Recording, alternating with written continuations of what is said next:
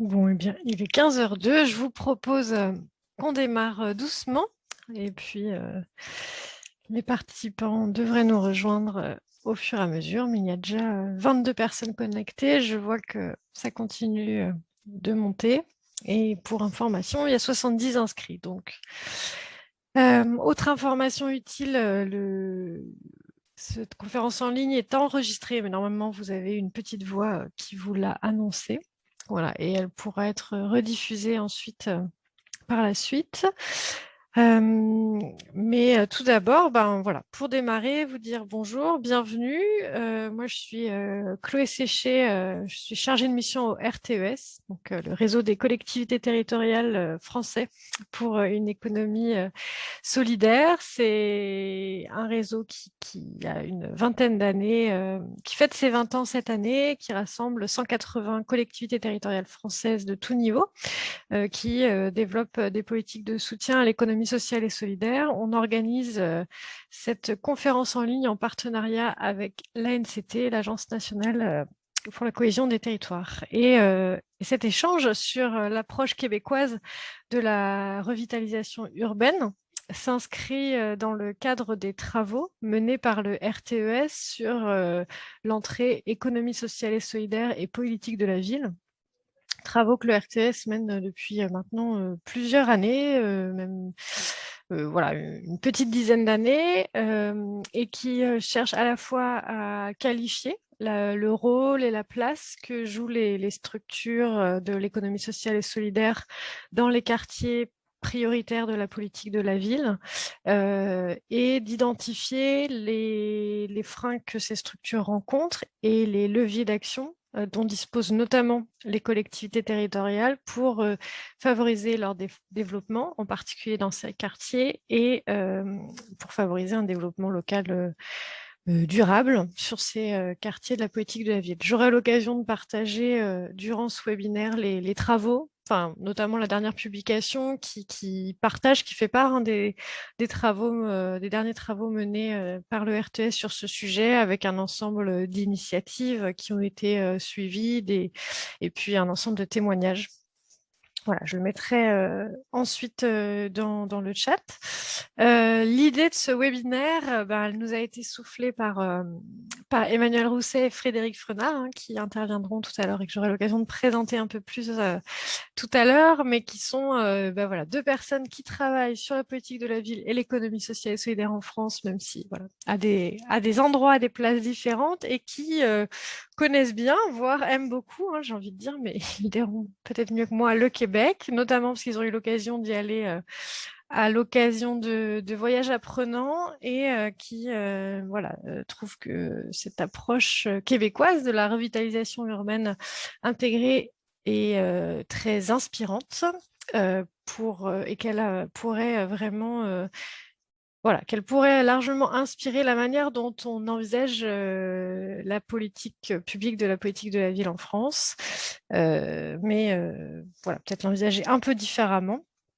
Mais voilà, on y reviendra. Donc, ils nous ont soufflé l'idée de cette conférence en ligne, et comme au RTS, on est particulièrement convaincus de l'intérêt de regarder ce qui se passe ailleurs pour déjà s'inspirer, mais aussi en apprendre un peu plus sur la façon dont on fonctionne par chez nous. On s'est dit que c'était une très bonne idée d'avoir cet échange avec deux personnes du Québec que je présente de suite. Donc en fait, pour vous dire en même temps que de présenter les différents intervenants et vous dire comment va se dérouler cet échange, on prévoit d'être ensemble pendant 1 heure et demie. Et dans un premier temps, nous aurons les interventions de Marie-Hélène Gélinas, qui est directrice générale du comité de quartier du Vieux-Gatineau, et également co-leader du chantier développement social et culturel, qui va nous présenter voilà, justement cette approche québécoise de la revitalisation urbaine intégrée, la manière dont elle se met en place spécifiquement sur le quartier du Vieux-Gatineau, et Lynn Bouchard, qui est co-leader chantier de développement local, économique et commercial et présidente de l'Association des gens d'affaires et professionnels du Vieux-Gatineau, qui nous présentera le plan d'action qui a été mené et puis des projets concrets, notamment, surtout des projets concrets en lien avec l'économie sociale et solidaire. Et ensuite, on donnera la parole à Emmanuelle Rousset, qui est donc vice-présidente du conseil départemental d'Ille-et-Vilaine, et Frédéric Frenard, qui est chargé de mission à Réseauville, qui est un centre ressources politique de la ville, et pour leur proposer des rapports d'étonnement. Et enfin, on gardera vraiment un temps d'échange avec vous, les participants, d'une demi-heure. Donc, n'hésitez pas tout au long de l'échange à poser vos questions dans le chat. Moi, je les partagerai avec les intervenants au moment le plus opportun. Mais en tout cas, voilà, sachez qu'on garde aussi un temps à micro ouvert voilà, suite aux différentes interventions. Je vais tout de suite donner la parole à Marie-Hélène Gélinas et je pense que je partage également son diaporama. Marie-Hélène, je vous donne la parole et pendant ce temps-là, je fais le chargement. Donc, bonjour. Je me présente, Marie-Hélène, directrice du comité de vie de quartier du Vieux-Gatineau, qui est un des acteurs impliqués dans la revitalisation urbaine du Vieux-Gatineau. Donc, merci Chloé de l'invitation. Lynn et moi, on représente fièrement cette rue et c'est notre quartier qui nous tient tant à cœur, le Vieux-Gatineau. Donc, on vous a préparé une petite présentation. En fait, là, on va parler, entre autres, là, des origines de la rue au Québec. Ensuite, comment nous, dans le Vieux-Gatineau, on l'applique, comment ce projet est venu à être développé dans notre quartier du Vieux-Gatineau. Puis, surtout, on va pouvoir aussi vous parler là, des projets qui sont nés, en fait, grâce à la RIMI, puis de notre plan d'action qui est sur 10 ans. Donc, c'est un peu ça qu'on a pour vous aujourd'hui. Donc, on espère là, que ça va vous inspirer, que vous allez pouvoir en apprendre un peu plus davantage. Donc, on peut changer tout de suite. Oui, exact. Donc, pour les origines de la RUI, en fait, à partir des années 80, il y a une tendance importante que l'État québécois a adoptée pour, en fait, développer des politiques publiques qui reconnaissent davantage l'importance des contextes endogènes des communautés. Cette décentralisation conduit, dans le fond, à l'arrivée de nouveaux acteurs et de nouveaux acteurs dans les champs de développement social et territorial. Les grandes villes deviennent en fait des espaces d'expérimentation de nouvelles formes d'action publique. Donc, on constate surtout l'importance de la concertation intersectorielle, qui est une stratégie là, incontournable pour résoudre en fait des problèmes complexes qui viennent de différentes causes. Puis ainsi l'importance de l'appartenance territoriale pour ultimement lutter contre la pauvreté du territoire. Donc, une de ces stratégies-là s'appelle la revitalisation urbaine intégrée. C'est un peu ça aujourd'hui qu'on vient vous présenter. Qu'est-ce que la revitalisation urbaine intégrée? On a une petite définition du réseau québécois des revitalisations intégrées, donc de 2011. En fait, les démarches de la RUI sont jugées inclusives, territorialisées, globales, intersectorielles, participatives et professionnelles.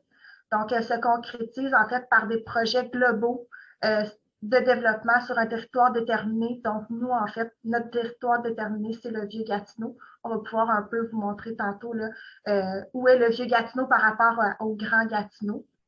L'objectif des revitalisations, en fait, c'est d'améliorer la qualité de vie des citoyens à partir d'une dynamique locale, puis en travaillant de manière concertée avec différents partenaires, différents réseaux qui s'appuient directement sur la participation citoyenne qui est vraiment inclus dans toutes les étapes du processus de la RUI. Donc, c'est vraiment important, cette partie-là. Les citoyens prennent part à cette démarche-là.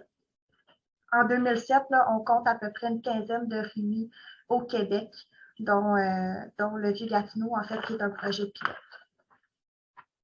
On peut changer, Chloé, la diapositive. Merci. Donc, la RUI du Vieux-Gatineau, donc, il y a une volonté politique, en fait, qui est née. Puis les premiers échanges entre les partenaires ont débuté en 2013. La démarche de la RUI est officiellement lancée en février 2014. Donc, elle vise à contrer le processus de dévitalisation qui affecte le secteur là, depuis plusieurs années. Donc, on voit un appauvrissement de la communauté du secteur. Donc, on essaie vraiment de voir comment lui redonner sa vitalité. Donc, pour s'attaquer à cette dévitalisation-là, puis améliorer la condition de vie. Donc, la RUI agit là, surtout sur l'économie, l'environnement et le social, l'amélioration de la qualité du milieu, la viabilité des projets, puis le développement durable. Donc, comme j'ai dit tantôt, c'est vraiment un projet pilote qui s'appuie sur le travail concerté de différents acteurs, dont le comité de vie de quartier du Vieux-Gatineau, qui est une table de concertation, l'Association des gens d'affaires et professionnels du Vieux-Gatineau, la ville de Gatineau et de nombreux partenaires qu'on pourra vous nommer plus tard. Donc, voici juste des photos là, en fait, du lancement le 25 février 2014. C'est un projet vraiment mobilisateur. On voit qu'il y a plusieurs acteurs de différents niveaux, de différentes communautés qui sont venus à ce lancement-là. Puis, ça a en fait donné un certain engouement là, au projet. Donc, au début, c'était vraiment tout le monde était ravi de cette démarche-là qui arrivait dans le Vieux-Gatineau, qui avait tant de grands projets. Là, donc, les gens étaient vraiment contents de ce lancement du 25 février. Donc, le territoire de la RUI, je vous ai mis une carte là, de la ville de Gatineau, juste pour vous montrer là, où est notre champ d'expertise à nous. Donc, le petit rond rouge, c'est notre secteur. C'est pas à l'échelle, là, je vous conviens, mais ça vous montre là, en fait que le secteur du Vieux-Gatineau, c'est pas un secteur qui est isolé, qui est, par exemple, là, si on regarde en haut à gauche, là, la municipalité de Cambrai qui est vraiment plus isolée. Là. Nous, on est vraiment au cœur de Gatineau. Donc, autant à l'est qu'à l'ouest, il y a plusieurs autres villages qu'on n'appelle pas villages, là, mais qui est... donc, nous, on est vraiment au cœur. On est en fait un ancien cœur du centre-ville. Donc, on était un village ouvrier, en fait. On a l'usine résolue maintenant qui s'appelle l'usine de papier, qui a amené ces ouvriers qui ont bâti leur maison pour pouvoir travailler à l'usine. Donc, c'est un peu comme ça que le Vieux-Gatineau a été formé. Puis la rue Notre-Dame qui longe le Vieux-Gatineau, en fait, était une des rues principales avant. Donc, on est maintenant vraiment le cœur du Vieux-Gatineau, si on peut dire. Donc, quelques petits chiffres pour vous représenter un peu le territoire. Le Vieux-Gatineau touche 5 communautés. Donc, parmi ces 5 communautés-là, il y en a 4 qui sont défavorisées, autant socialement que matériellement. Donc, on est vraiment un des quartiers là, les plus pauvres de Gatineau. Donc, à Gatineau, en général, on a à peu près 296 000 habitants, comparativement au Vieux-Gatineau, qu'on est à peu près 11 000. Pas des chiffres exacts, mais ça vous donne un aperçu là, de la population du Vieux-Gatineau. Selon une de nos communautés, la communauté qui est le plus défavorisée, qui est la communauté de Notre-Dame, je vous donne un peu des chiffres comparatifs là, au niveau du Grand Gatineau complet. Donc, pour le revenu moyen par personne, dans le Grand Gatineau, c'est à peu près 45 900 $ par personne comme revenu moyen, comparativement à 31 600 pour une personne dans la communauté Notre-Dame. Ça, c'est des chiffres de 2016, donc c'est sûr que ça a changé, puis je vous explique pourquoi ça ne s'est pas amélioré avec le temps. Le nombre de personnes sans diplôme, donc dans le Grand Gatineau, c'est à peu près 19 de la population qui n'ont pas de diplôme d'études secondaires, collégiales, universitaires, comparativement à 35 juste dans notre communauté la plus défavorisée, donc une communauté sur 5. Puis, le pourcentage, en fait, de personnes qui consacrent 50% et plus de leur salaire pour payer leur logement. Dans le Grand Gatineau, c'est 8,3%. Et dans notre communauté de la rue Notre-Dame, c'est 15,7%. Et malheureusement, c'est encore pire aujourd'hui parce qu'on a vécu, en fait, deux épisodes d'inondation en 2017 et 2019. Donc, on a été un des deux quartiers les plus touchés par les inondations. Puis, on a bien sûr, comme vous tous, là, vécu la pandémie qui a fait juste exacerber là, les besoins et les inégalités sociales qui étaient déjà existantes là, entre le Vieux-Gatineau et le Gatineau en général. Donc, c'est un peu ça le territoire du Vieux-Gatineau. Au niveau de la gouvernance de la RUI, comment on fonctionne? On a un co-RUI qui s'appelle le comité d'orientation, qui est l'instance pivot, en fait, de cette démarche-là. Sa gouvernance, en fait, ça favorise la gestion collective de la démarche. On se partage les responsabilités entre les partenaires, puis les prises de décision sont faites de manière démocratique. Donc, au niveau du comité du CORUI, on s'occupe en fait d'encadrer puis d'orienter la démarche. Puis on prend appui, bien sûr, sur le plan d'action qui a été là, réalisé. Puis par le biais en fait des 3 chantiers de travail qu'on pourra vous parler un peu plus en détail tantôt. Donc, le CORUI s'assure, juste retourner, je m'excuse. Le CORUI s'assure en fait de la cohérence des projets puis des actions, puis que la vision en fait soit vraiment développée par la communauté. Donc, le CORUI est formé du comité du quartier, de l'Association des gens d'affaires, du Centre intégré santé services sociaux, de la ville de Gatineau et de la maison de quartier Notre-Dame. Donc, on a des leaders de chantier qu'on appelle, qui sont responsables de leur propre chantier, de développer les projets qui sont dans le plan d'action en lien avec leur chantier.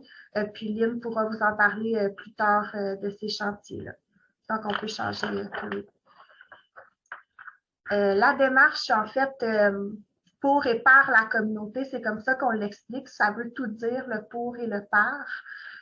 Vous voyez, en fait, le grand cercle mauve qui est vraiment la démarche de la revitalisation. Puis les 3 chantiers qui sont reliés, mais qui sont aussi indépendants, en fait. Donc, chacun a leur projet, mais le plan d'action relie, en fait, ces projets-là. Donc, par exemple, si on parle de revitaliser l'artère commerciale de la rue Notre-Dame, comment on fait ça? On utilise le chantier développement socio-communautaire en organisant des fêtes de quartier et en mettant de l'avant les commerces qui sont sur la rue Notre-Dame. C'est pour ça que je dis que c'est interrelié. Donc, un chantier peut aider l'autre en faisant, en portant des projets qui se relient, en fait. Puis, le comité d'orientation supervise ou encadre, oriente la ressource en coordination qu'on a aussi, qu'on a depuis quelques années. Donc, cette personne-là s'assure en fait de donner appui aux leaders qui s'occupent de leur chantier, s'occupent aussi de faire les liens entre les différents chantiers, puis donc rapporte en fait l'information au courrier.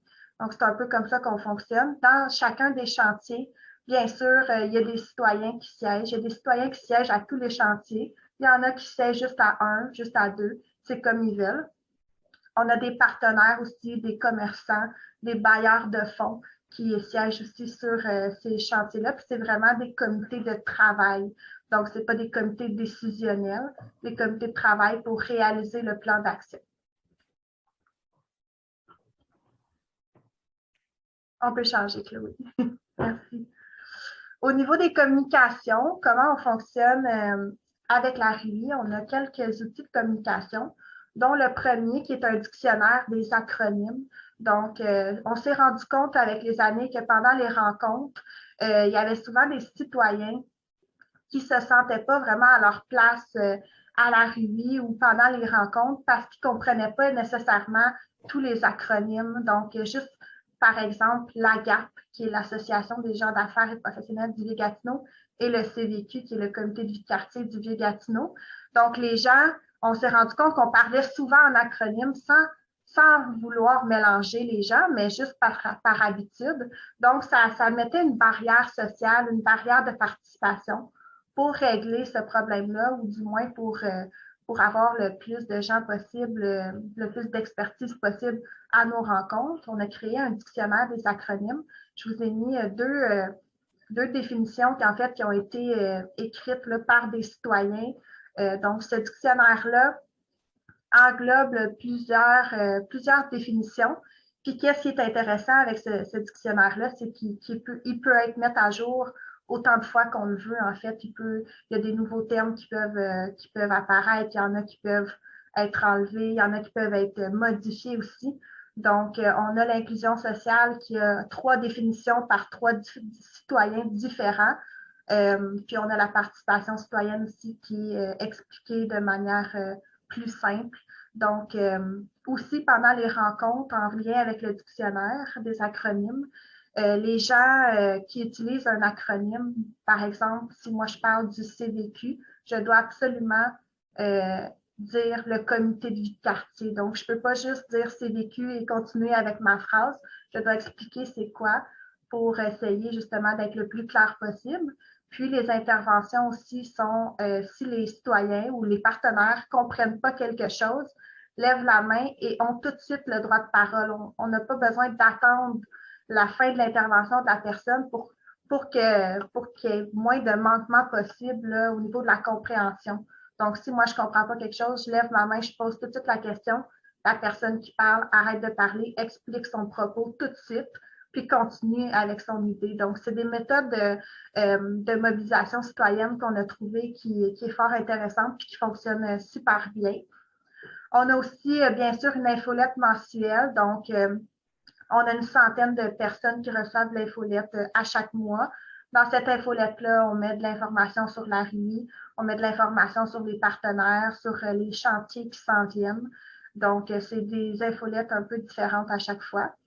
Bien sûr, on a une page Facebook. On a aussi une balado-diffusion, donc une chaîne YouTube où c'est un comité de citoyens, en fait, qui interviewe des gens de la communauté, qui interviewe des acteurs en développement social, commercial. Donc, on a un épisode de balado là, à chaque 2 mois, si je me souviens bien. Puis, c'est vraiment intéressant. C'est vraiment fait par la communauté. On a une personne qui accompagne, en fait, le comité de la balado-diffusion. C'est disponible sur YouTube, donc c'est accessible à tous. Puis, on a le journal La Voix citoyenne aussi, qui est un bon moyen de communication, qui est un comité de citoyens aussi qui interviewe là, un peu en lien avec la balado. Souvent, il y a des liens. Donc, l'interview en balado, puis il y a un article aussi dans le journal qui est fait. Donc, la Voix citoyenne, c'est 4 impressions par année, donc 4 éditions du journal, puis qui est imprimé à peu près 2500 copies à chaque fois, qui est distribué dans les commerces, dans les organismes partenaires, qui peut être aussi distribué en porte-à-porte par le comité de citoyens. Donc, les gens sont vraiment contents d'avoir ce genre de journal-là, qu'il n'y a pas de publicité, hein, c'est vraiment juste donner la voix aux citoyens. Il y a une section aussi de vignettes, il y a une section bande dessinée. Donc, c'est vraiment à la couleur des citoyens, comme ils le veulent. Puis, c'est pas approuvé par le courrier. C'est vraiment à laisser libre interprétation et expression. Donc, tout à l'heure, je parlais des partenaires. On a vraiment différents types de partenaires. On a des bailleurs de fonds, comme la ville de Gatineau, qui est notre bailleur de fonds principal, le Centre intégré de services sociaux de l'Outaouais, la Fondation Lucie-André Chagnon. On a aussi les leaders des chantiers, dont le CVQ, l'Association des gens d'affaires, la Maison de quartier Notre-Dame, qui est une maison pour les résidents, en fait, qui est un centre de jour qui organise des activités là, pour les citoyens de tous âges. Les serres urbaines Notre-Dame, que Lynn va pouvoir vous parler un peu plus en détail tantôt, le marché. L'usine Résolue, qui est l'ancienne usine qui a bâti notre quartier, donc qui est rendue Résolue, l'usine forestière. Donc, la STO, qui est la Société de transport de l'Outaouais. Donc, on a vraiment différents types de partenaires qui participent de façon active, un peu moins active, selon le degré de participation, mais qui sont quand même super importants là, dans cette démarche-là. Comme je vous disais tantôt, en fait, la participation citoyenne est un gros morceau de notre revitalisation urbaine. Puis, en fait, comment on peut intégrer aussi les citoyens autres que dans les rencontres, c'est en faisant des consultations citoyennes qui sont vraiment l'ADN de la démarche. Donc, la RUI organise des consultations publiques pour répondre aux besoins des citoyens, puis déterminer les actions. On utilise aussi pendant ces rencontres-là des facilitants à la participation, dont un service de gardiennage, par exemple. Si on a des parents qui veulent participer à ces rencontres-là, mais qui n'ont pas accès à une gardienne, on peut offrir un service de gardiennage gratuit. On offre aussi une compensation monétaire au niveau du transport. Si les gens doivent prendre l'autobus ou doivent prendre le taxi, on peut aussi aller les chercher, des services de bénévolat comme ça. Puis, on a toujours aussi de la nourriture. C'est sûr que c'est toujours un élément clé. On essaie d'avoir un petit buffet, quelque chose de santé, quelque chose d'attrayant pour que les gens participent le plus possible. Donc, on essaie vraiment d'utiliser ces facilitants-là pour avoir le plus de gens possible. Donc, ouvrir l'expertise, là, en fait, tous les citoyens ont une expertise différente, quelle qu'elle soit, qui sont importants. Donc, on veut faciliter leur participation, en fait, aux consultations citoyennes. Les enjeux prioritaires identifiés par la revitalisation du Vieux-Gatineau, en fait, c'est des actions qui interviennent directement sur les déterminants sociaux de la santé. Donc, au niveau de la sécurité alimentaire, du logement, du soutien aux familles, de l'éducation, de l'aide à l'emploi, de la formation citoyenne, l'appropriation de la rue Notre-Dame. Donc, ça inclut aussi les abords de la rue Notre-Dame. On a un grand parc, le parc Sans-Quartier, qui va être bientôt, qu'on commence bientôt les consultations citoyennes aussi pour savoir qu'est-ce qu'on veut faire avec ce parc-là. Donc, c'est vraiment des enjeux prioritaires qui ont été identifiés dans notre plan d'action, puis qui vont être éventuellement là, réalisés. Lynn, c'est à toi. Merci beaucoup, Marie-Hélène. Donc, comme disait Marie-Hélène, le plan d'action est sur 10 ans. Donc, on a déposé un plan d'action en juin 2016. Donc, c'est un plan d'action qui devrait se terminer en 2026. On risque de déborder 2026 parce que, comme disait Marie-Hélène, on a eu quand même deux inondations importantes dans notre secteur qui a affecté beaucoup nos activités et évidemment la pandémie mondiale que tout le monde a eue. Donc, notre plan d'action est quand même, c'est la communauté, c'est un plan d'action qui appartient à la communauté. On a au-delà de 113 actions qui sont intégrées dans ce plan-là, structurées dans 3 chantiers différents que je vais vous parler tout à l'heure.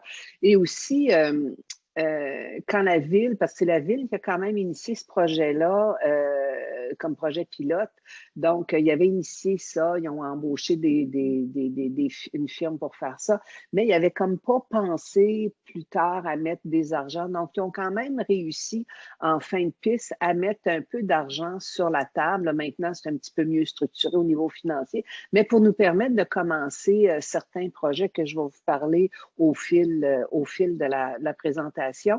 Et ce qui est intéressant, c'est que ce plan d'action-là, il est vivant. Évidemment, c'est une planification sur 10 ans, mais en même temps, avec ce qu'on a vécu dans les dernières années, on a des lots vacants où on ne peut plus faire de construction sur ces maisons-là, sur ces terrains où les maisons ont été déconstruites. Donc, on a des nouveaux projets qui rentrent, on a des nouvelles réalités. On a beaucoup plus maintenant d'itinérance donc ça change le visage un petit peu du quartier. Donc, on a quand même on a quand même la capacité dans notre plan d'action d'ajuster nos actions pour justement intégrer ces nouveaux enjeux-là. Chloé, tu peux changer de diapo.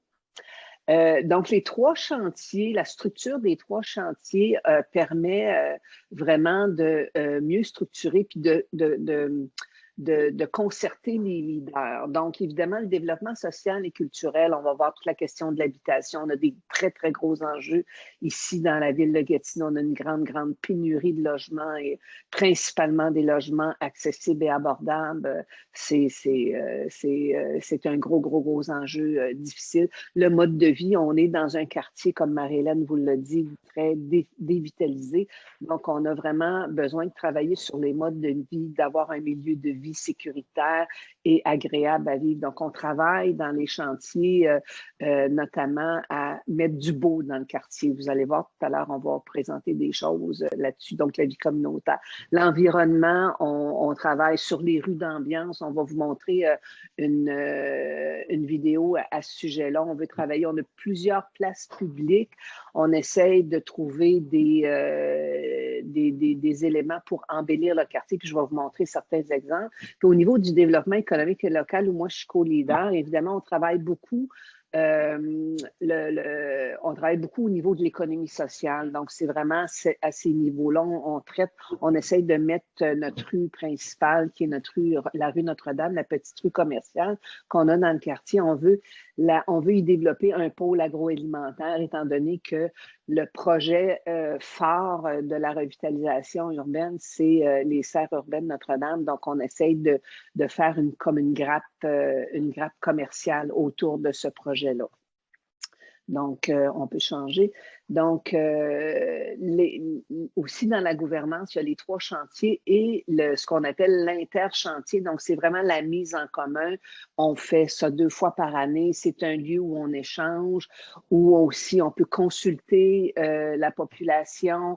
On peut aussi, c'est là où on mobilise notre monde. Donc, l'inter-chantier permet d'informer les citoyens et les acteurs sur qu'est-ce qu'on fait là, durant l'année. Donc, 2 fois par année, on se revoit, on festoie aussi un petit peu dans ces moments-là. Donc, c'est un temps là, de mise ensemble. OK. Je vais vous présenter quelques projets qu'on a faits et réalisations qui sont en cours ou terminés. Tu peux changer, Chloé?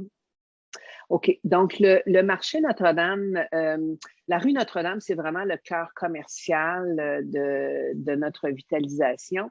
Et on a une nouvelle structure. C'est la ville qui a investi plus de 2 millions de dollars à restaurer la devanture de l'ancien édifice du marché public qui était estival. Donc, maintenant, on va avoir un édifice qui va être 4 saisons, va accueillir dans quelques années ce qu'on appelle le café-boutique, la vitrine, finalement, la fenêtre commerciale des serres urbaines Notre-Dame. Donc, la ville a été un partenaire clé dans ça. Donc, on a travaillé avec la ville, les services de la ville à ce niveau-là.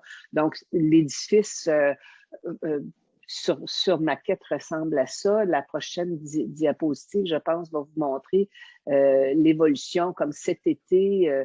En principe, la livraison devait se faire cet été, mais j'imagine que c'est un petit peu comme ça chez vous en France aussi. On a vraiment des problèmes d'approvisionnement de matériaux. Donc, la construction va être livrée finalement en 2022, mais vous pouvez voir que les travaux ont quand même beaucoup avancé. La prochaine diapositive, c'est le marché public. Nous avons là instauré dans la ville, je pense qu'il y en a 4 ou 5, 4 certainement, peut-être 5 marchés publics. On n'a pas la culture des marchés publics comme vous avez chez vous. Alors nous, on commence à travailler beaucoup l'achat local, donc l'émergence des nouveaux marchés publics aux différents coins de la ville commence à se faire. Alors, ça fait c'est la 2e année qu'on a un marché public, donc dans le Vieux-Gatineau.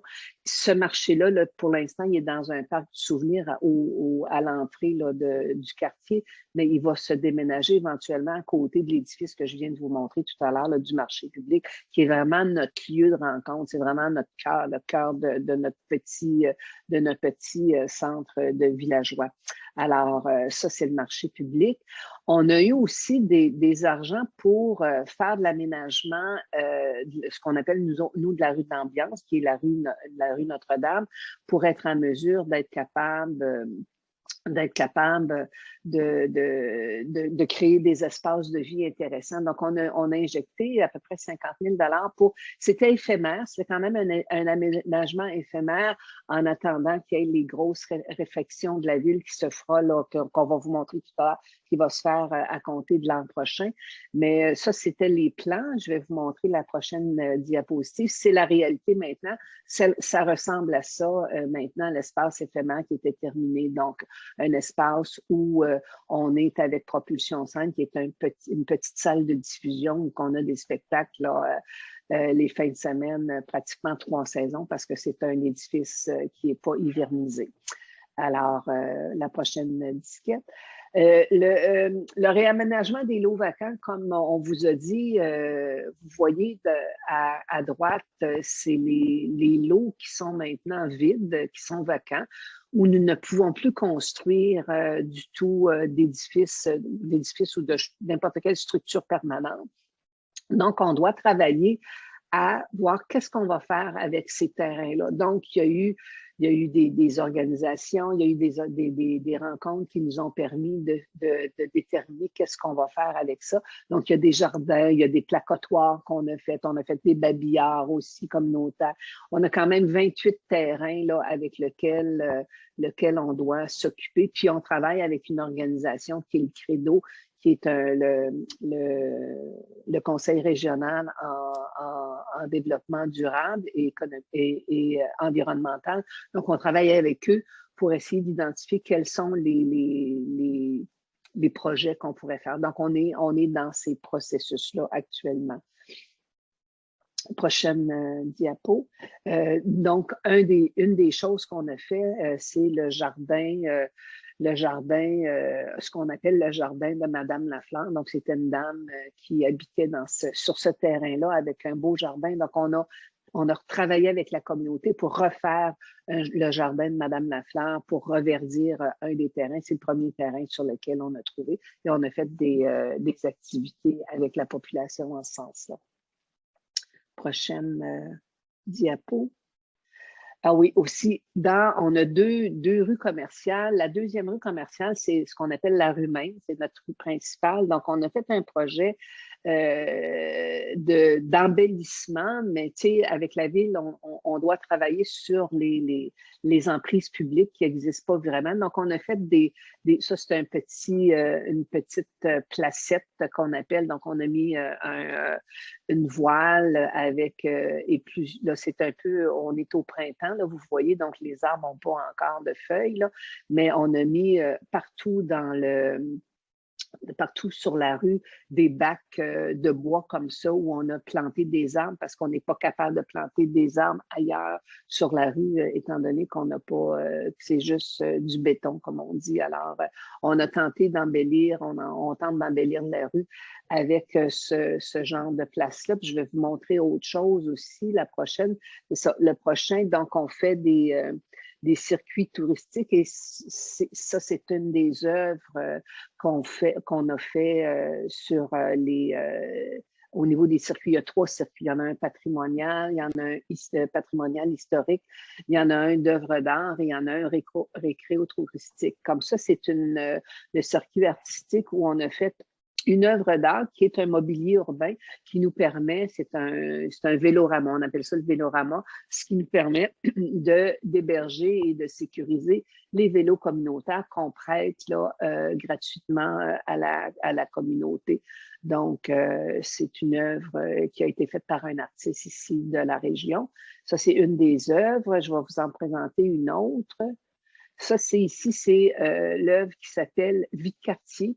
Ce qui est intéressant, ce que vous voyez en couleur, c'est comment est-ce qu'on appelle ça, des pistons, les pistons de l'usine Résolue. Donc, à côté, comme Marie-Hélène vous disait, le quartier a été créé par la CIP, qui était une usine de pâte et papier en 1926. Donc, c'est un peu l'histoire de notre ville. Donc, on est allé s'amuser dans l'usine, dans le vieux matériel de l'usine. Et donc, nos artistes de la région ont fait, ça c'est une des œuvres, avec les pistons, donc ils ont fait vie de quartier, donc camion, le bat de baseball avec la balle de baseball, c'est le parc sans quartier qui est juste à l'arrière des arbres qui sont là, qui est un centre, un terrain régional là, pour la balle molle dans le quartier.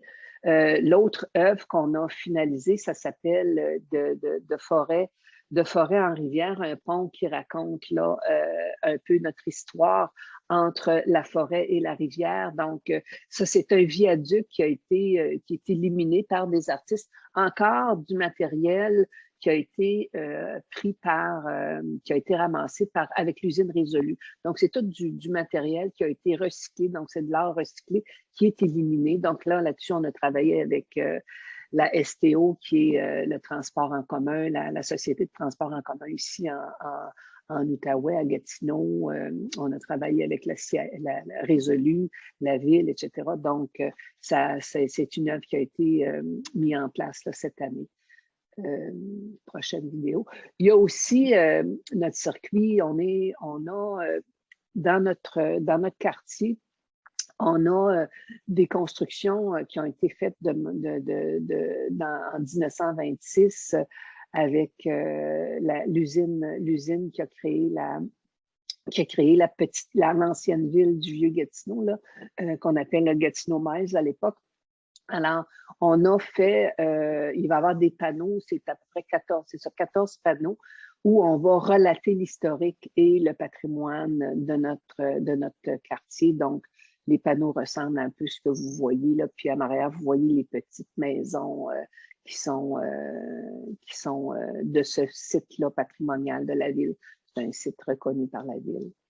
Prochaine. On a aussi toute la question, le circuit récréatif. On a une marina. Vous voyez une partie aussi du parc sans quartier, du parc de balle. Donc, vous voyez deux terrains de balle et on a une marina. Donc, on a accès à l'eau ici dans notre quartier. Donc, on a aussi, on veut travailler le marché, le parc. Il y a des jeux d'eau aussi qu'on veut mettre pour les enfants, pour se rafraîchir l'été, etc.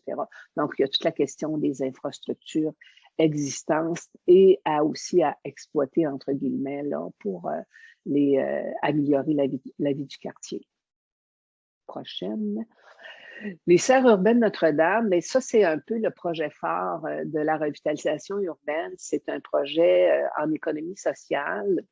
C'est une organisation qui cherche à créer des produits, évidemment, locaux, bio aussi, donc dans les projets. Donc, on a travaillé, c'est un projet qui a un pied dans la communauté, qui a un pied aussi dans le privé, dans le sens que Résolue nous a offert 2 terrains. Donc, le premier terrain, vous voyez un dôme qui commence à se construire, un dôme végétal pour créer un jardin urbain et aussi un autre terrain où on va accueillir le complexe aquaponique de la serre urbaine.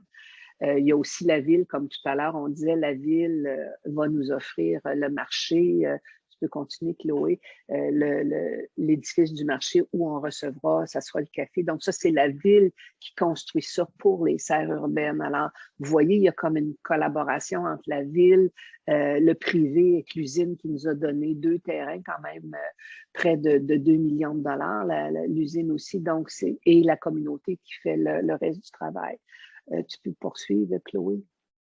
Vous voyez le jardin, là, ça c'est un peu le jardin, l'état du jardin. Donc, on est dans un stationnement. Donc, à ce moment-là, on fait des jardins surélevés. Vous voyez à l'arrière déjà, c'est des bacs et notre dôme là, qui est mieux, le dôme de Saule qu'on voit à l'arrière là, donc, le jardin urbain a des jardins communautaires et des jardins collectifs qui ont deux tendances différentes. Et le complexe aquaponique qui se fait sur un terrain plus au sud de la rue, qui accueillerait évidemment un complexe aquaponique et évidemment, il y aurait des serres sur le complexe. Donc, ça, c'est le projet. Et l'aménagement de la rue Notre-Dame, où la ville injecte quand même 45 millions de dollars pour refaire la réfection de la rue Notre-Dame. Donc là, je pense qu'on a une petite vidéo. Chloé, je ne sais pas si tu vas pouvoir mettre ça là-dessus.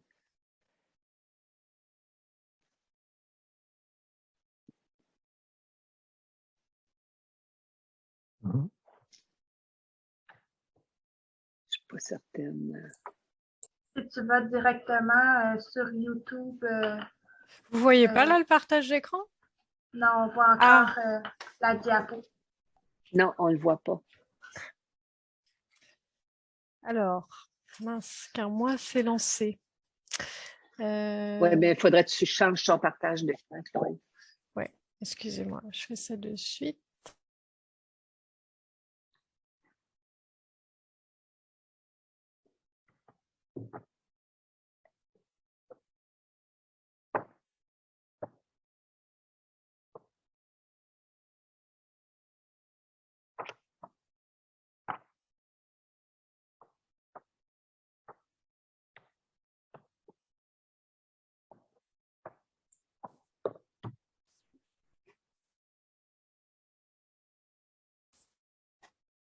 Ça fonctionne ou pas?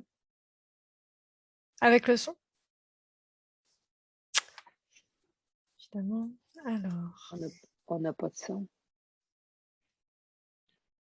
Excusez-moi.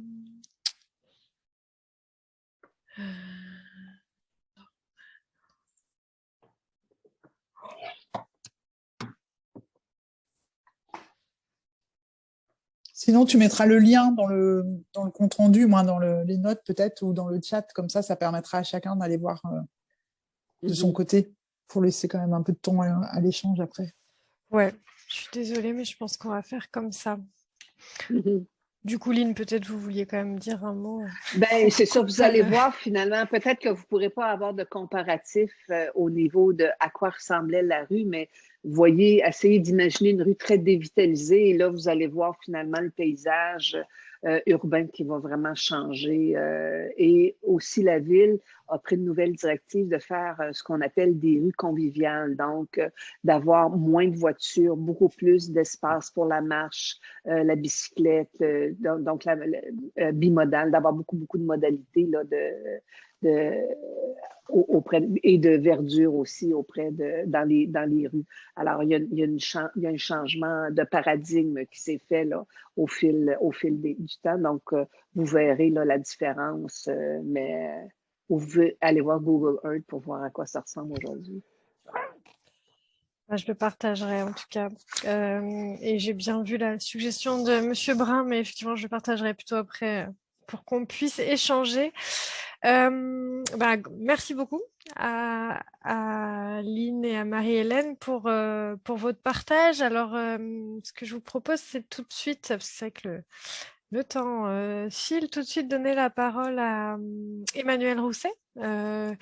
Pour, voilà, peut-être on avait nommé ce temps de retour rapport d'étonnement, mais l'idée c'est peut-être que Emmanuel aussi, au regard de son expérience d'élu, puisse voilà, nous dire comment ces échanges, à l'occasion de voyages apprenants avec le Québec, voilà, font avancer la réflexion sur la manière dont le travail sur la politique de la ville est mené en Ille-et-Vilaine. Enfin voilà. Emmanuel. Bonjour à tous. Alors, c'est vrai que moi, je suis élue au département d'Ille-et-Vilaine. J'ai été en parallèle élue de quartier d'un quartier politique de la ville jusqu'au dernier mandat. Et à ce titre-là, et on continue la coopération du coup avec Gatineau, on a travaillé dans le cadre du Fonds franco-québécois de coopération décentralisée que je vous invite à réinvestir vraiment. Il y a de la place pour les quartiers, il y a de la place pour la politique de la ville, il y a de la place pour l'économie sociale et solidaire. C'est dans ce cadre-là que depuis 3 3 biennales, avec une biennale Ville de Rennes et 2 biennales département d'Ille-et-Vilaine. On coopère avec le Québec, donc ça permet quand même d'avoir des moyens pour faire des voyages apprenants dans les deux sens, de la France vers le Québec, mais aussi du Québec vers la France. Bon, moi j'ai eu l'occasion d'aller une quinzaine de fois au Québec depuis une dizaine d'années à peine, et j'y étais et on a pu discuter en direct la semaine dernière avec Lynn. Ce que je trouve intéressant, c'est pas que c'est mieux que chez nous, parce que des fois on a tendance au premier voyage, on trouve ça hyper romantique, on se dit waouh, c'est génial tout ce qu'ils font, puis on commence à creuser et on se dit ah ouais, ben on fait des trucs pas mal aussi, puis en fait c'est une approche un peu différente. Là où je trouve qu'il y a vraiment des choses en commun, la réalité de Gatineau, c'est une ville qui fait 60 km de long. C'est une ville qui a 300 000, un peu plus autour de 300 000 habitants, qui est la fusion de plusieurs villes, et c'est les centres-villes, c'est les rues principales qui sont dans des secteurs défavorisés. Pour autant, donc par rapport souvent, nous, à nos quartiers qui sont en périphérie de ville, on peut se dire on n'a pas tant de points communs. Pour autant, il y a des questions de chômage, elles l'ont expliqué, il y a des questions de dévitalisation, il y a des questions de pauvreté, de sentiment d'abandon, c'est plus que du sentiment, de réalité d'abandon. Et donc, on a des choses qui nous ressemblent. La nuance et l'approche qui est intéressante, c'est que on fait d'abord de l'humain et après on fait de l'urbanisme. Et nous, on fait souvent l'inverse. C'est-à-dire que vous avez vu les investissements qui ont été faits sur le projet, ça a été présenté, ils arrivent maintenant. Ils n'arrivent pas au début. C'est pas un plan. Alors, je dis pas qu'il faut faire de l'ANRU, il n'y a pas de souci, mais on prend le temps d'abord de mobiliser la communauté, de prendre le temps de alors la communauté au sens québécois du terme, qui a un sens qui peut choquer un peu en France, mais que je trouve important, c'est mon territoire. Comment toutes les parties prenantes du territoire trouvent leur place et sont écoutées de là où elles sont, en donnant évidemment les conditions. Et la question du dur, entre guillemets, de l'urbanisme, des bâtiments, viendra après, parce que c'est une solution aux besoins des gens. C'est pas d'abord de refaire des logements ou de refaire des équipements ou de refaire des rues qui est le préalable au fait que ça bouge. Et ce qui fait que nous, on a encore dans nos services des tendances à avoir d'un côté, même si ça s'améliore au fil du temps, la partie urbaine, puis de la partie le social. Et l'économie, il n'est pas souvent là. Là, on a quand même un côté où la casquette de l'individu qui intervient n'est pas importante. On se met tous autour d'une table de concertation. On le fait pas pour, c'est pas la ville, la métropole, le bailleur, l'habitant. C'est je cherche à développer mon territoire, mon quartier, et à ce titre-là, d'acteur du quartier, que je sois commerçant, entrepreneur, acteur communautaire, parce qu'il faut juste savoir qu'au Québec, on coupe l'économie sociale et solidaire en deux.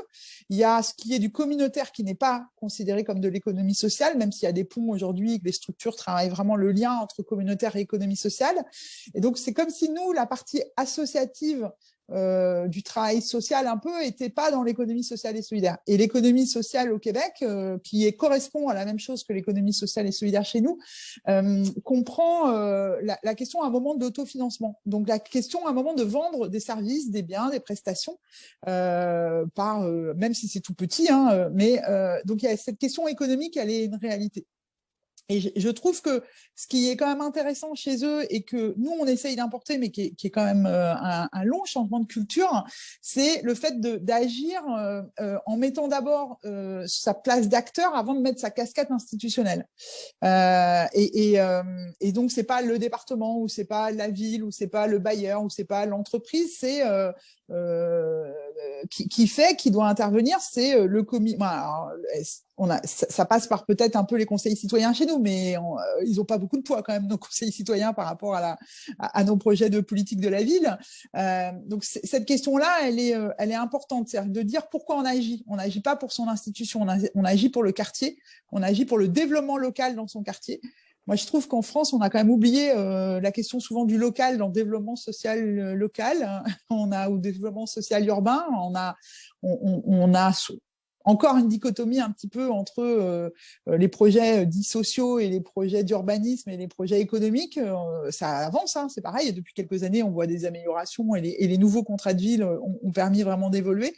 Et puis, cette question du pragmatisme, on fait des micro-choses. Un placotoir, c'est une place de parking qu'on a transformée. On fait ensemble c'est un atelier de bricolage, un après-midi, qui va faire qu'on va installer un meuble dehors sur l'espace public qui va permettre de se croiser.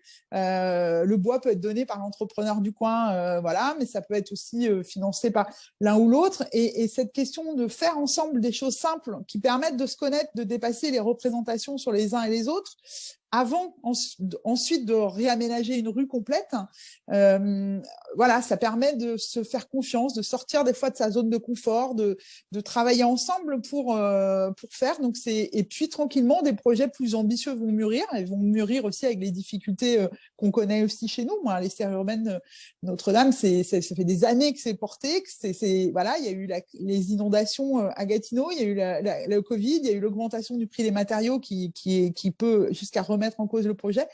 Pour autant, voilà, c'est un projet de long terme. Et cette question d'alterner à la fois des micro-projets qui font sens au quotidien dans la vie des gens, où on est autour de la table tous, et des plus gros projets qui sont sur une longue durée, c'est aussi des choses qui me paraissent importantes et intéressantes à transférer. Donc, c'est ça. Et puis, la question de l'économie, c'est-à-dire que rien que le titre, l'intitulé, les gens d'affaires, voilà, nous, les entreprises, elles ne sont pas forcément toujours présentes. On va les chercher un peu à un moment, mais pour faire un job dating, pour faire des choses, mais elles ne sont pas non plus au cœur de nos contrats de ville, dans le quotidien de nos comités de pilotage, dans le lien à ça. Et je pense que ça fait partie des choses assez intéressantes. On enlève ses casquettes, on agit au local pour le local, et on fait ensemble. On fait d'abord, on apprend à se connaître, à travailler ensemble, et après on investit de manière un peu plus importante. On n'oublie pas l'économie, et on fait du développement local. Donc avec ça, c'est déjà pas mal. Merci beaucoup, Emmanuelle.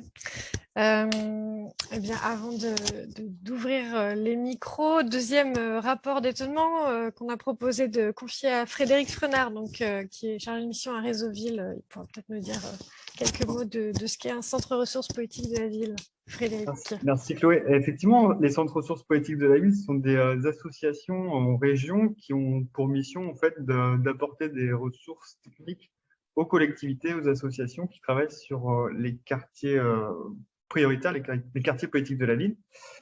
Et donc, je vais certainement faire des redites avec Emmanuel, donc je vais essayer de ne pas tout dire, mais en tout cas, la question, l'étonnement, en fait, c'est le pragmatisme, je trouve, en fait, et au travers de ça, c'est effectivement le point de départ que je trouve intéressant, c'est la communauté, c'est le quartier. On ne prend pas toujours, nous, comme point de départ. Et le point d'arrivée, c'est aussi le quartier. Donc, ça veut dire qu'entre tout ça, effectivement, on mobilise ensemble une communauté d'acteurs. Et c'est là où je trouve que c'est ça interpelle, c'est que on va, nous, avoir plutôt une logique d'institutions qui vont prendre, en fait, ils vont embrasser en fait l'ensemble du programme, mais derrière en fait on va les mobiliser, les acteurs de terrain, plus en aval, et on va aussi les associer d'une façon qui est, à mon avis, peut-être trop technique et trop instrumentalisée, entre guillemets. Je prends des pincettes, mais en tout cas c'est bien un outil qui est, chez nous, l'appel à projet, en fait. En gros, on a une enveloppe financière, et du coup on va demander aux acteurs de rentrer dans cette logique pour pouvoir ensuite rentrer dans les axes stratégiques qui ont été définis. Mais du coup, je trouve que c'est intéressant l'approche que vous avez, parce que du coup, on vient avant tout concerter, les projets vont avoir le temps d'émerger, etc. Puis ensuite, les moyens vont venir compléter, en tout cas aller dans le sens en fait, du projet à mettre en œuvre. Donc ça, je trouvais ça plutôt intéressant, en tout cas dans la logique. La dimension effectivement intersectorielle, ça, on ne l'a pas de cette manière-là, en tout cas. C'est l'approche aussi globale. Alors, on a une approche globale, en tout cas, en France. On parle des piliers économiques, sociaux et urbains. Il manque certainement d'autres piliers comme l'environnement qui n'en font pas partie. Mais du coup, même si on a une approche globale, en tout cas, on a ces trois portes d'entrée, on n'a pas cette logique, en tout cas, d'interdépendance entre chacun. Et cette logique d'interdépendance ou de complémentarité, vous l'avez très bien valorisé dans votre diagramme. Il y a des porosités entre tout ça, et ce pilotage par chantier aussi, j'ai trouvé assez intéressant. Du coup, derrière, c'est des acteurs qui vont piloter, qui vont prendre en main en fait le chantier. Ça, nous, on ne l'a pas forcément de cette manière-là, parce que ça va être souvent renvoyé sur des approches plus techniques de la collectivité ou des institutions qui vont les porter. Et ça, je trouvais c'est plutôt intéressant. Et puis là où c'est hyper important, je pense, de la façon dont vous raisonnez, c'est la dimension collective. Je l'indiquais tout à l'heure, nous, notre véhicule de financement, c'est l'appel à projet. Donc, on sait que tous les ans, début d'année, en gros, on a un appel à projet.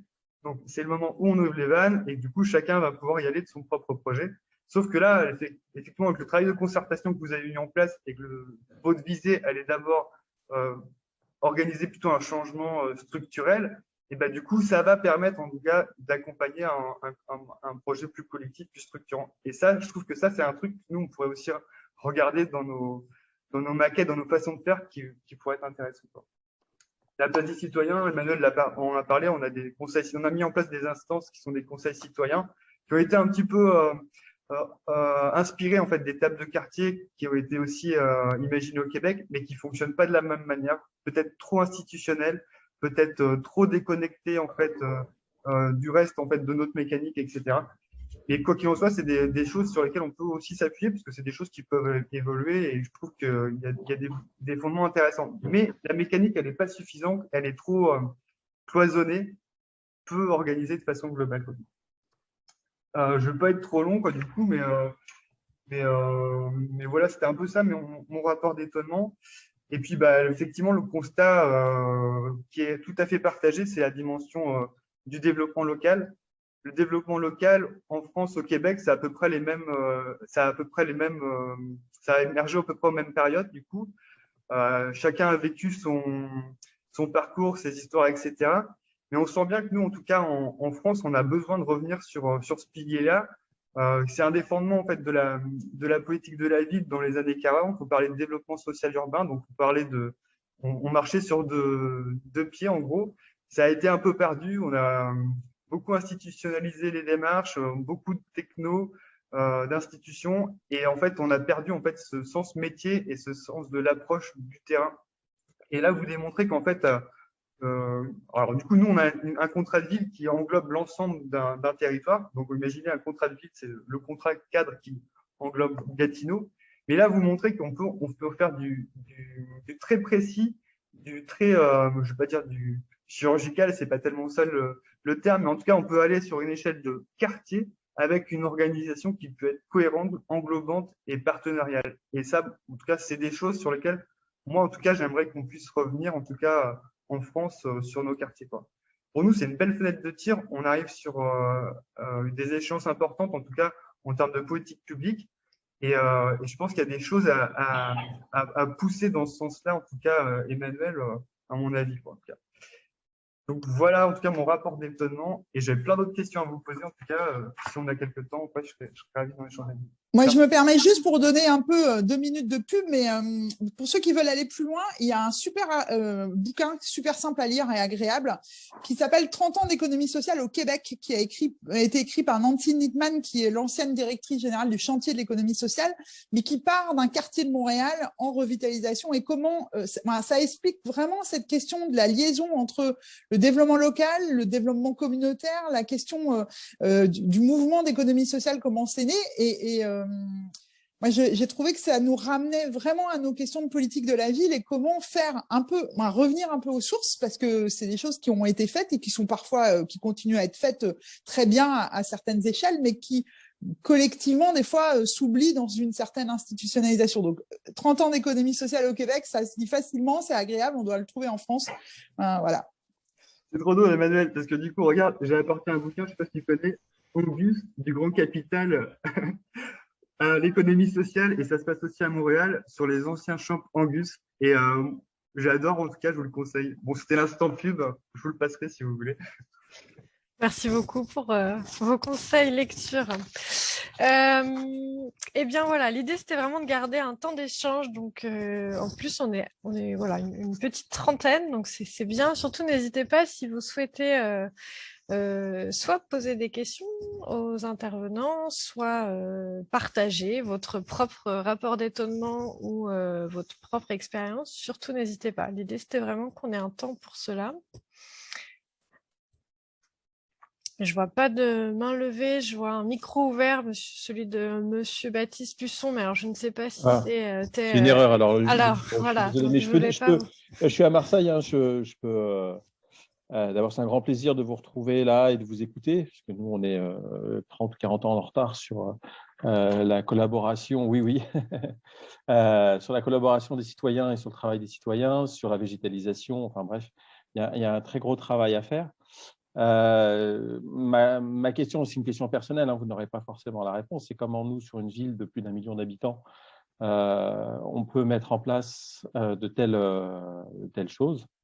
Je ne parle pas de la végétalisation, hein, mais vraiment cette revitalisation urbaine en partant du citoyen du terrain, quand ce n'est pas dans notre culture quotidienne, quand il y a des dissensions à tous les niveaux, quand les entreprises n'ont pas l'habitude de s'impliquer sur le territoire autrement que pour faire de la croissance économique. Quand on a une économie sociale et solidaire qui est très présente sur notre territoire, mais disséminée, et pas forcément très active en groupe, enfin, via la CRES, notamment la chambre consulaire. Bref, beaucoup de questions. J'étais plus là pour écouter, pour apprendre et pour me donner des pistes de réflexion et pour inciter mes homologues du territoire à réfléchir ensemble et à construire dans cette voie qui pour moi est pertinente sur le territoire marseillais en tout cas. Merci, hein, c'est passionnant. Et je vais essayer de couper mon micro. Non, mais... Ouais, je laisserai la parole aux collègues québécoises après, mais nous, ce qu'on a fait à Rennes, c'est que j'ai monté un projet fonds franco-québécois, mais si vous n'avez pas besoin de sous, vous pouvez le faire en direct.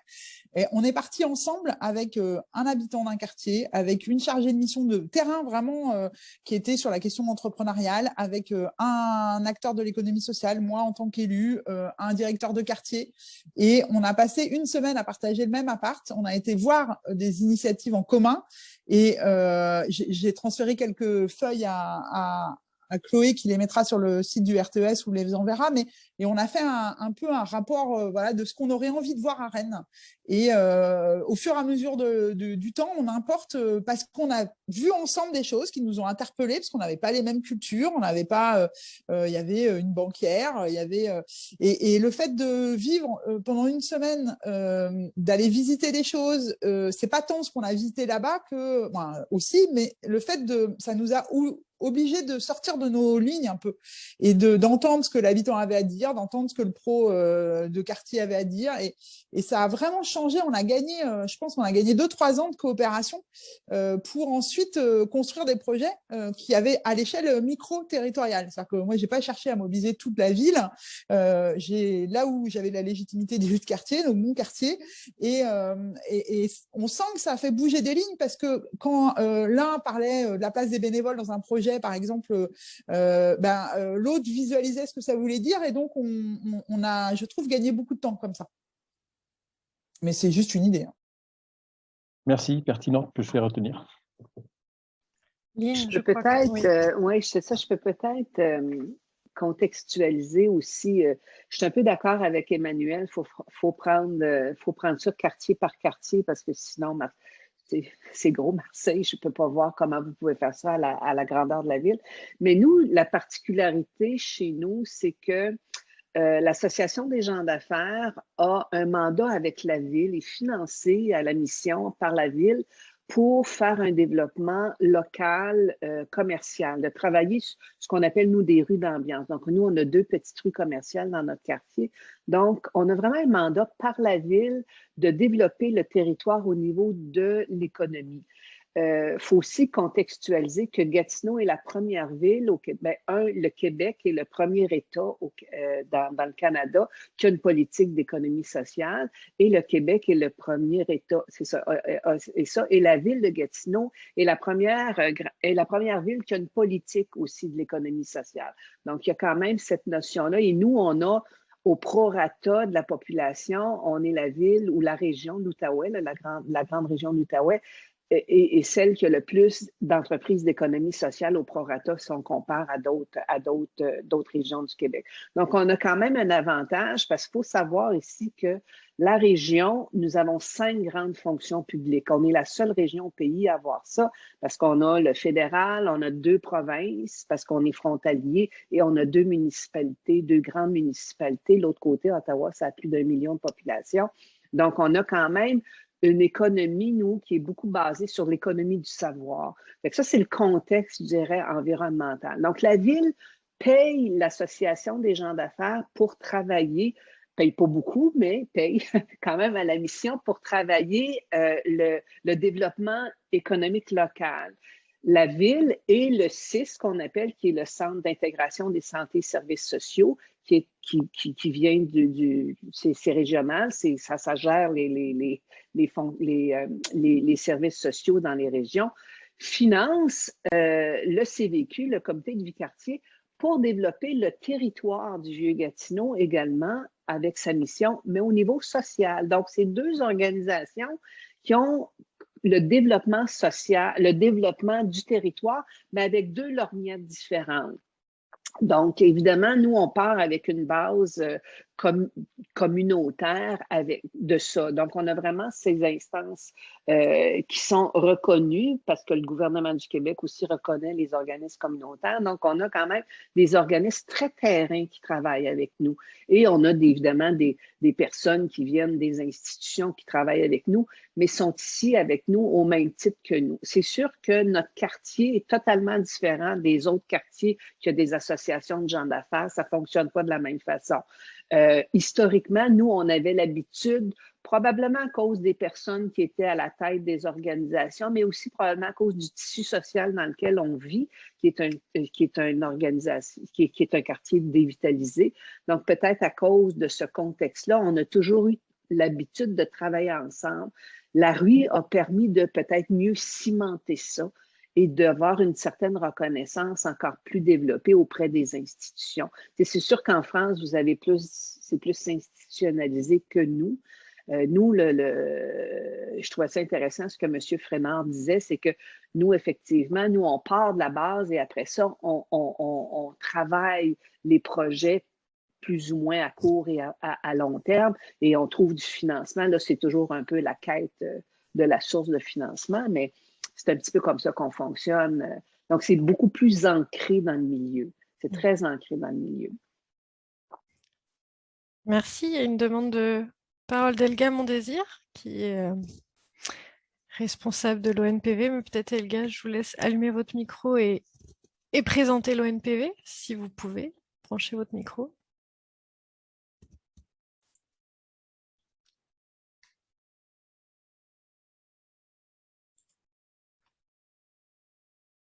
Non. Alors.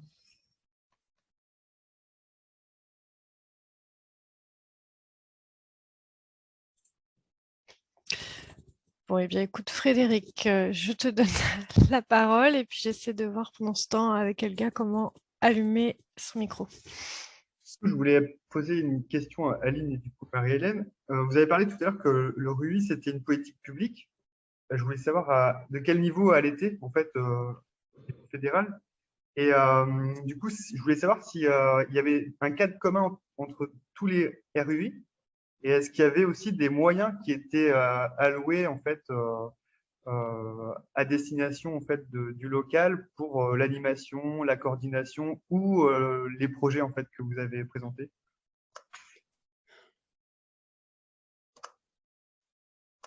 Lynn, est-ce que je peux répondre à une partie de la question au niveau plus du fonctionnement de la RUI? Le comité du quartier est fiduciaire de la démarche, donc on s'occupe un peu de la gestion financière de la démarche, puis on est dans un organisme communautaire, un bâtiment prêté par la ville de Gatineau, donc au niveau des rassemblements citoyens, tout ça, c'est tout fait en partie avec le comité du quartier ici sur place directement. Donc, les bureaux aussi, la coordination de la RUI sont dans nos locaux à nous. Puis, on est la particularité, c'est qu'on est vraiment tout près aussi de l'Association des gens d'affaires. Donc, la coordination travaille vraiment en partenariat avec tous les leaders de chantier. Puis, c'est ça, dans le fond, le rôle du comité du quartier, c'est pas, c'est plus un rôle de surface au niveau de la fiducie. C'est pas l'employé, la coordination n'est pas employée du CDQ, est vraiment employée de la démarche. Puis, c'est vraiment le co-RUI qui s'occupe de la gestion de la ressource humaine. Nous, on est là juste pour la section fiducie. Donc, je peux répondre à cette partie-là. Je te laisse, Lynn, répondre à l'autre partie.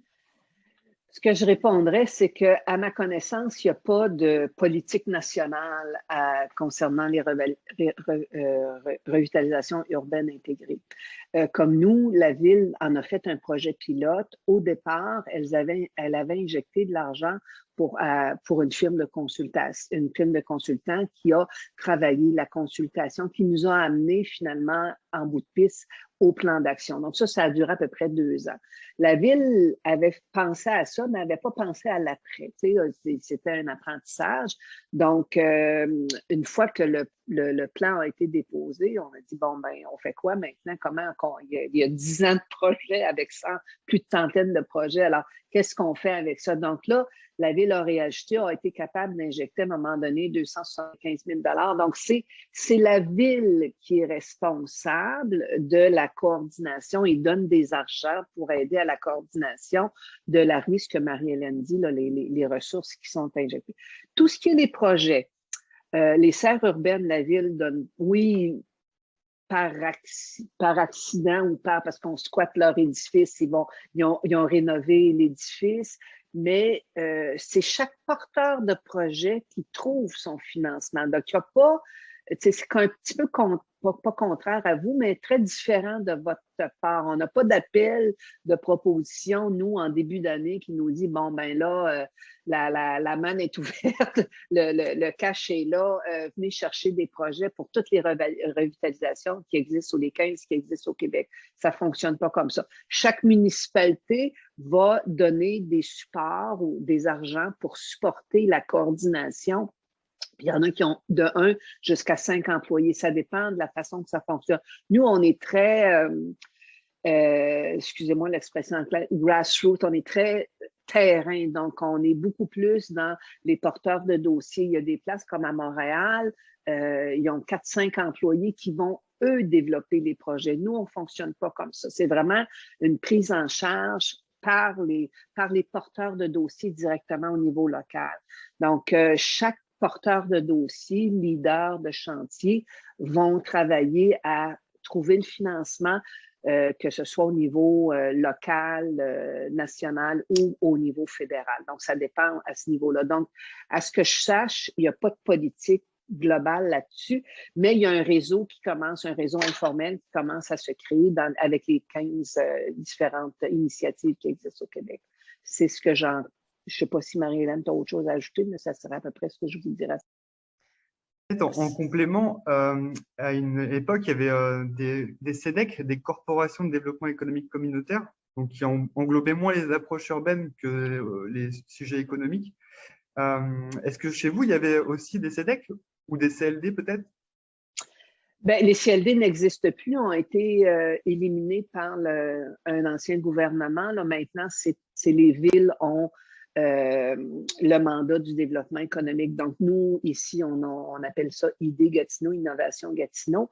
Au niveau des CEDEC, il y en reste encore quelques-unes, mais nous, la nôtre a été dissoute et c'est l'Association des gens d'affaires qui a émergé de ça et le CVQ. Donc, ça a été séparé, mais c'est pour ça que la CEDEC existait sur notre territoire. Donc, cette habitude et les individus ont été, comme on dit, séparés dans les instances, mais ils ont toujours continué à collaborer ensemble.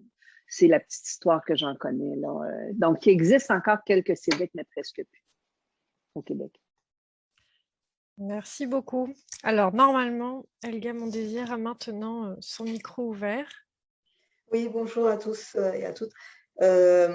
Désolée, je n'arrivais plus activer le micro ou à faire quoi que ce soit en fait. Mais en fait, je crois que la question que je souhaitais poser a été posée sur un peu la gouvernance. Comment ça se passe? Est-ce que c'est une politique nationale? Est-ce que c'est une politique locale?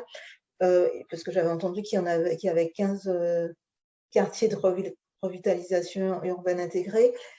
Donc, sur ce point, vous avez répondu, mais vous aviez dit aussi en préambule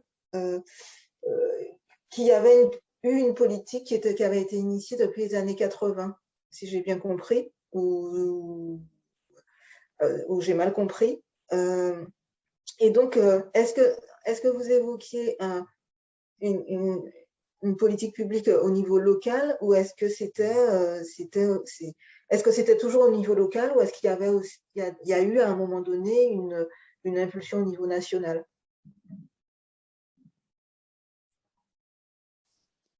Marie-Hélène, est-ce que tu réponds ça ou c'est moi qui réponds ça?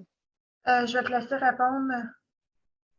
Lynn connaît beaucoup plus la Ruby que moi. Elle est là depuis vraiment plus longtemps. Donc, moi, je suis plus terrain au niveau de la communauté. Elle a le savoir de cette belle Ruby.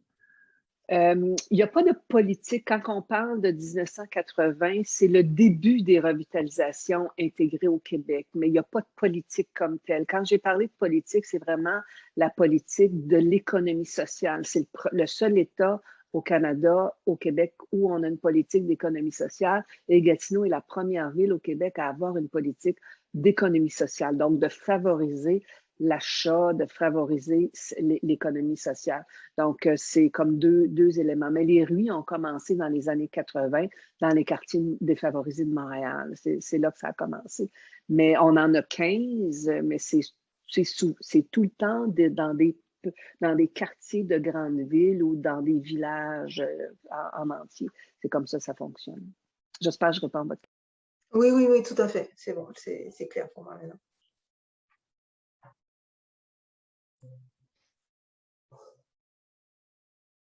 Alors, y a-t-il d'autres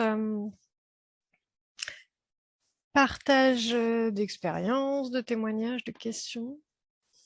Frédéric, je ne sais pas si tu avais rebaissé ta main ou si tu l'as relevé depuis.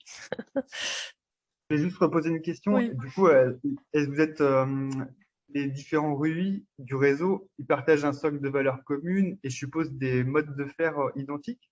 Vous avez réussi à faire réseau parce que vous partagez un mode de fonctionnement ou c'était juste parce que du coup, vous vous êtes dit ça peut être bien d'être à 15 pour partager nos expériences, faire du lobbying auprès du national? Il y a le réseau justement des RUI qui s'occupe qui a vu l'émergence justement des nombreuses RUI au Québec qui ont décidé de faire des petits colloques pour justement que chacun parle de leurs différences, de leurs ressemblances et tout ça. Je ne suis pas certaine s'il en reste encore 15 au Québec. Là, je pense qu'il y en a quelques-unes qui se sont dissociées puis qui ont émergé vers autre chose. Mais effectivement, le réseau des RUI québécoises se rassemble quelques fois, je pense au moins une fois par année pour parler là, pour se rencontrer puis pour voir un peu là, ce qui se fait ailleurs. Mais je pense pas qu'ils sont régis là, par certaines règles de fonctionnement. On est vraiment autonome dans notre manière de fonctionner. C'est vraiment au niveau, c'est les citoyens et les partenaires qui décident du plan d'action, puis qui décident des actions prioritaires qu'on veut mettre en place. Donc, comme Lynn a dit, c'est les acteurs, les leaders de chantier qui décident qu'ils vont chercher le financement pour certaines actions. Donc, c'est vraiment pas régi là, partout. C'est pas partout pareil au Québec. Et je dirais même la gouvernance diffère d'une à l'autre. Comme nous, c'est très ancré dans les acteurs du milieu, tandis que une que je connais mieux à Montréal, ils ont 5 employés, c'est eux qui font beaucoup de choses, qui font pousser les dossiers, tandis que nous, ce sont vraiment les porteurs de dossiers qui le font. Donc, il y a vraiment des gouvernances totalement différentes d'une à l'autre. Il y a des municipalités qui participent mieux que d'autres. Il y a différentes façons. Les financements viennent de sources différentes. notre structure gouvernementale est plus fluide aussi que la vôtre, dans une certaine mesure. Je vais m'exprimer comme ça, je ne sais pas trop comment il y a quand même une grande différence entre les deux, mais je dirais que les gouvernances diffèrent, sont à l'image de ceux et celles qui ont bâti finalement la revitalisation urbaine intégrée.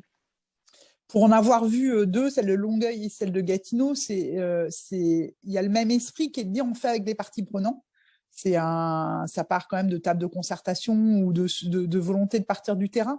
Après, elles sont mises en œuvre différemment. Ce qu'on peut voir aussi, c'est que le rôle des municipalités n'est pas du tout le même en France et au Québec. Il est en train de prendre de la dimension au Québec, mais nous avons plus de compétences obligatoires. La clarification des rôles, même si ça paraît encore compliqué en France, c'est quand même beaucoup plus limpide que ce que c'est au Québec, où le poids, entre guillemets, de la ville, au sens large du terme, voilà, et correspond même pas aux besoins de ce qu'il pourrait y avoir. Donc, ça dépend vraiment des maires, des équipes. Alors, c'est vrai que Gatineau a eu 8 ans à un maire hyper engagé, à la fois dans le développement local et qui vient de choisir d'arrêter, et dans l'économie sociale. C'est aussi pour ça que c'est une ville qui a une politique d'économie sociale ambitieuse, et c'est le fruit de l'histoire aussi de ce territoire-là, qui est un peu oublié, un peu à loin vers les Anglais aussi. Donc, il y a cette réalité géographique qui joue aussi. Pour autant, ces points communs qu'on retrouve un peu partout quand même dans le communautaire et dans l'économie sociale au Québec facilitent la prise en main par la base, par les citoyens, et ensuite on construit par-dessus. C'est pas la logique de dispositif, elle est beaucoup moins forte, y compris quand on est sur parce qu'il y a d'autres structures hyper intéressantes pour nous quartiers. Il y a les carrefours jeunesse emploi par exemple, qui sont ce que les missions locales ont dû essayer d'être il y a quelques années. Mais il n'y a pas de case. Le jeune, il arrive jusqu'à 35 ans et c'est l'équipe qui va le mettre après dans ses financements. Et donc, ces questions, nous, de dispositifs, je pense que c'est quelque chose qui serait quand même à interroger, surtout sur la politique de la ville, où on voit bien les effets à la fois intéressants d'avoir des moyens qui arrivent, mais aussi des fois au prix d'une concurrence entre structures, parce qu'on oublie d'être sur l'approche terrain-territoire. Et ce qui fait qu'on est des fois sur des fenêtres d'opportunité pour avoir siégé dans plusieurs comités de financeurs politiques de la ville au sein de l'Ille-et-Vilaine avec des réalités différentes. Des fois, bon, c'est parce qu'on a un peu de sous, quoi.